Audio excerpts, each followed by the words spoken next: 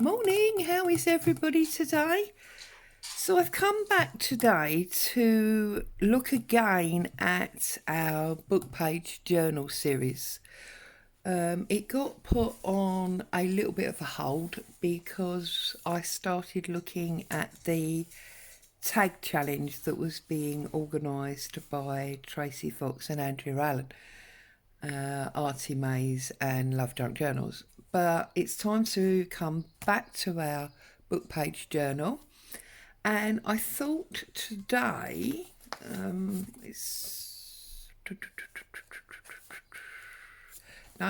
that's signature one. Right, what I want to share with you today is this page here that goes like that. So you've got all this secret journaling space, and then when we flap it back, we've got this beautiful stencil across the front there. While we're talking about this stencil, this is part of the set that I used to do my printed fabric at the weekend, and some of you asked me where I got them from. And at the time, I couldn't remember the company name, so all I was able to say was they came from eBay. But I found the sheet that came with them this morning, so there you are. It's Stencil Stash, and they have a shop on eBay. So if you hunt them out, I'm sure you'll find them. And I've got 4 new ones here. So I've got this corset one, I've got the groceries one, the apothecary one, quite fitting with my day job, that one, and then the lavender one that I've used to do this with. So without further ado, as they say, let's look at how I did that. So this is the double spread of our book pages. You remember that we hinged with the folded dictionary, and I did that one on that side, so I think I'm going to do it on this side. So all I did was I took a sheet, we don't want that one, that was a bit screwed up. You want one that's nice and flat, that's quite important.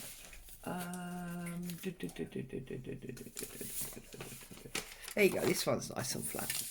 So all I did was I took a sheet of coffee dyed or tea dyed, whatever it is you use, paper, and I cut it into 4 pieces.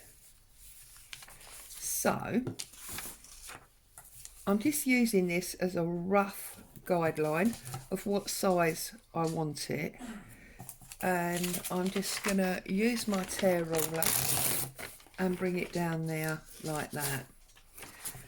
And because this is not 100% accurate measuring, I'm just going to lay that on top to get the rough shape or depth.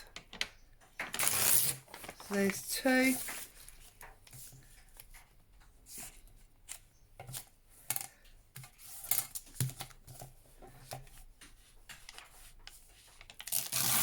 Three and 4. Okay, so we've now got our 4 pieces like that, and then all I did was I folded over approximately, I'll measure it in a minute so you can see, because I just did it by eye, but it is approximately 3/4 of an inch, something like that. Okay, and I did that on all 4 of them. So while I'm folding away, how is everybody? You all happy, healthy, getting plenty of crafting done?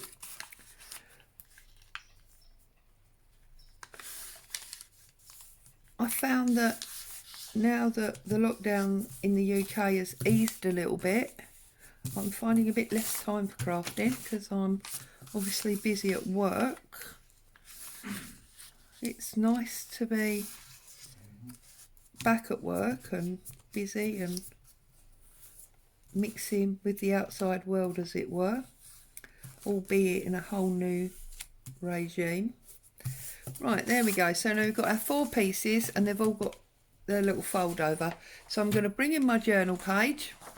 I'm going to fold it back just so that I've got the one side that I'm working on. I'm going to take my glue book. Whoops. I'm going to take my glue book, which is obviously the same page, and I'm going to glue the narrow folded piece. Okay, so glued that like that, and for ease of application I'm going to turn my journal page that way. I'm going to fold it back under and I am going to place it on my page, trying to make sure that it's straight, and then I'm just going to press it down like that. Okay, I know my page is upside down, but obviously at the moment that doesn't matter very much. I'm then going to do exactly the same to the other one.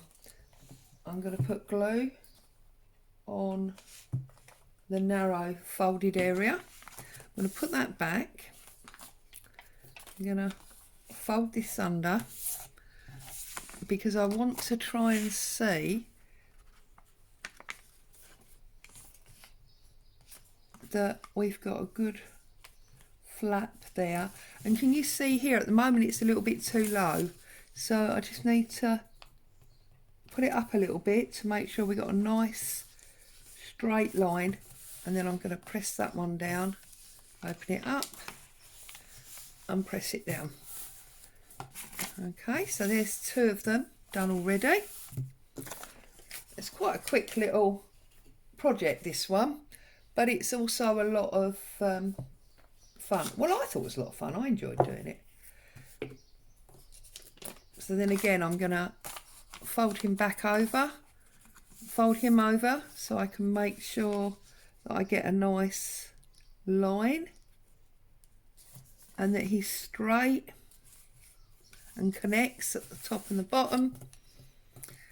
Press him down, flick him over, and then the very last one, in exactly the same way, we're putting the glue on the thin strip on our hinge. Yeah, this is like a hinge, isn't it, this thin strip. Fold this one back down and whoops, line him up again. I've got glue on my fingers now, so it's all sticking. Now I can see obviously that's definitely not straight.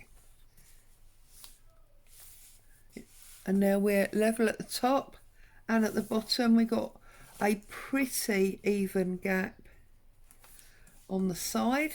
So we'll press him down again, open him up, make sure it's totally secure. Okay, so now we have our complete page with our flaps. Okay, and then all I'm going to do is I'm going to decide which stencil I want to use. I think I'm going to use the corset, and I think I'm going to do this one in black, so it will give us a nice crisp finish. So I'm taking obviously my stencil out the bag, can't use it while it's in the bag. I'm just going to line it up here. Now at the moment you probably can't see very much because obviously that's a white plastic stencil and it's got sort of cream spray.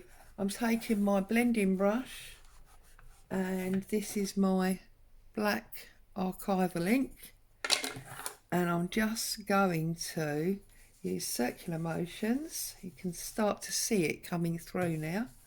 You can see what the design looks like properly. Circular motions to blend in the design. Now I quite like the faded look, so I'm happy to let the ink almost run out from the blending brush, and then when I reload it I always deliberately choose where I'm going to go. So I'm going to go into the rose here with the reloaded brush, and then up the corset lines here, okay, and then reload again, and in the middle of that script at the bottom, and then we'll pick him up. There we go. So now you can see that we've got that lovely stencil. Well, of course we stencil all the time, so that in itself doesn't look particularly impressive, but I think it looks rather good when you open him up and you've got sections of the stencil left.